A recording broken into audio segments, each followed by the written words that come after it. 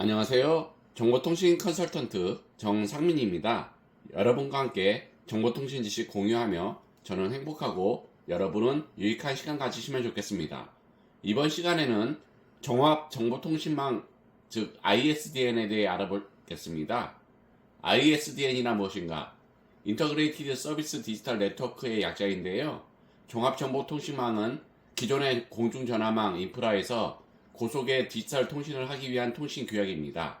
ISDN의 특징으로서 기존에 깔아둔 구리선 기반의 전화 인프라, 즉 두 가닥의 구리선으로 최대 118kbps라는 통신 속도를 낼 수 있는 규약으로 기껏해야 56kbps가 고작이 모뎀을 대체하는 고속 규격입니다.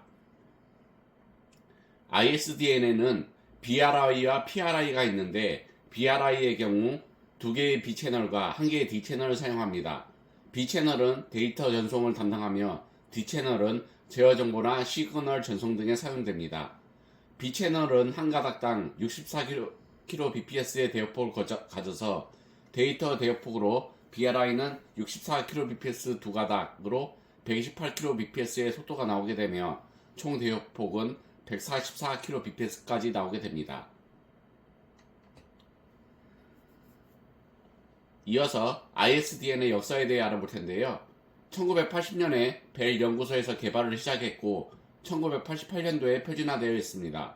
초창기에는 속도가 모뎀보다 빨랐음에도 수요가 많지 않았지만 1990년대 중후반에 걸쳐 미국과 유럽, 일본 등지에서 인터넷의 보급이 이루어짐에 따라 세계 각지에서 주력 통신망으로 널리 보급되었습니다. 대한민국에서는 한국통신에서 1990년에서 1992년 사이에 일부 지역에서 시범 서비스를 시작하고 1993년 말에 일반인들을 대상으로 주요 도시에서 공식 서비스를 시작하였습니다. 당시에 PC 통신 속도가 고속이라고 해도 최대 14.4kbps, 28.8kbps였고 서버의 부족 및 전화 회선의 불안정으로 인하여 실제 속도는 이에 못 미쳤습니다. 56kbps 속도를 보장한다고 광고한 ISDN은 당대 기준으로는 좋아지니나마 동영상 감상이나 화상통화도 가능할 정도로 기대를 모았습니다. 이렇게 전화와 PC통신을 한 번에 쓸 수 있다고 등장한 ISDN이었지만 한국통신의 ISDN 서비스는 시범 서비스 당시부터 비싼 가입비 및 장비 가격, 불안정한 서비스로 사용자들에게 불만을 샀습니다. 여기에 시대 환경 역시 좋지 못했는데 2년 전동가 지나면서 전화와 모뎀으로도 56kbps 통신이 가능해지면서 ISDN의 가치가 폭락했습니다. 물론 ISDN 두 회선을 묶으면 128kbps 속도까지 낼 수 있었지만 이렇게 여유가 되는 사람은 많지 않았습니다. 광고도 적극적으로 하지 않아서 그리 널리 알려지지도 못했습니다.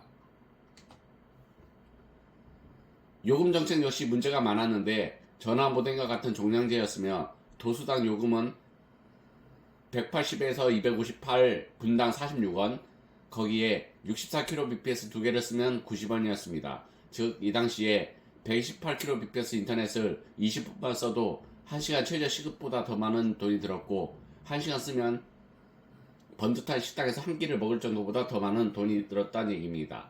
더군다나 이미 PC통신 사용자들에게는 일반화된 정액제 역시 하지 않아 더욱 비용 부담이 컸습니다.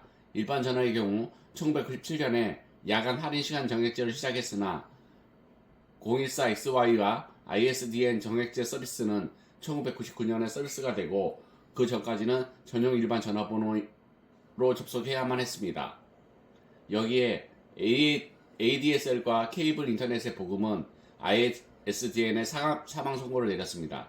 2000년 10월에 ISDN 종인요금제가 도입되었지만 이미 그 전해인 1999년부터 등장하기 시작한 드론넷 등 케이블 인터넷과 하나로통신이 출시한 ADSL의 10Mbps에 육박하는 초고속 월 3만원대의 정액요금은 ISDN의 설자리를 빼앗았습니다.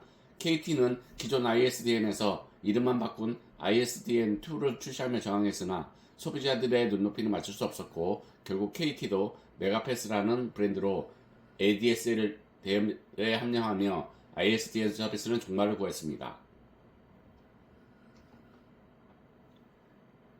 ISDN의 낮은 경쟁력 그리고 불안정한 서비스로 인하여 이 서비스를 한국통신에서 운영할 당시에도 PC통신 사용자들 사이에서는 ISDN을 이런 C 더러운 네트워크의 약자로 변형됐습니다. 이런 이유로 MSDN 1.3 한국어판에서는 ISDN 구성 마법사가 포함되어 있지 않습니다. 반면에 일본과 독일 등 많은 나라에서 ISDN은 주력 통신망으로 깔아놓았기 때문에 2000년대 중반까지 상당히 오래 써먹었고 미국에서도 상당수 지역에서 꽤나 오랫동안 써먹었습니다. 물론 중국과 인도 등 많은 인프라 개발 도상국에서도 사정은 마찬가지. 하지만 ISDN이라도 깔려있으면 다행이었고 인터넷 인프라가 안 깔려있는 지역에서는 위성 인터넷을 이용해야 했는데 현지인들 기준에서 매우 부담되는 가격이라 이것이 인터넷 확산의 걸림돌이었습니다. 그 때문에 이들 나라는 FTTH가 보급되기 전까지는 한국보다 인터넷 속도가 현저히 느렸기 때문에 2000년대에 해외 파견을 가거나 해외여행을 간 한국인들이 후진국뿐만 아니라 선진국들이라는 나라들에서도 인터넷 속도는 동영상 하나 제대로 못 볼 정도로 구리냐면서 환장을 깨는 요소가 되었습니다.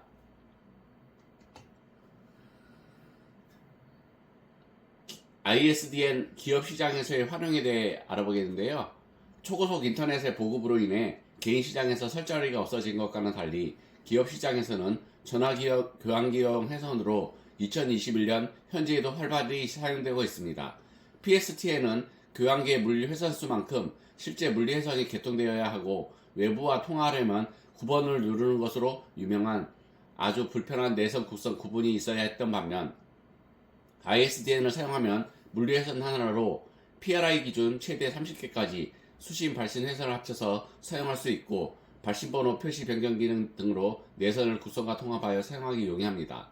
시간이 지나면서 앞서 설명한 모든 장점을 그대로 가졌음에도 인터넷만 개통되어 있으면 별도의 회선 설치 없이 사용할 수 있는 다음 세대 기술인 SIP가 보급되었습니다.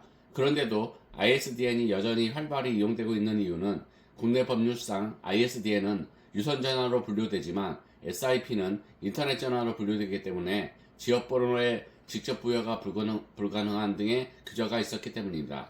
사실상 개인 시장에서 고사해버린 인터넷 전화의 현실을 고려하면 규제로 인해 불합리한 상황이 지속되고 있다고 볼 수 있겠습니다.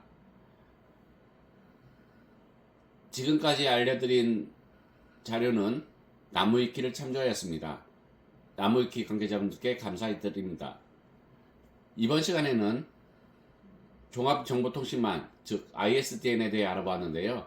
여러분께 유익한 시간이 되었으면 좋겠습니다. 감사합니다. 즐거운 주말 보내세요.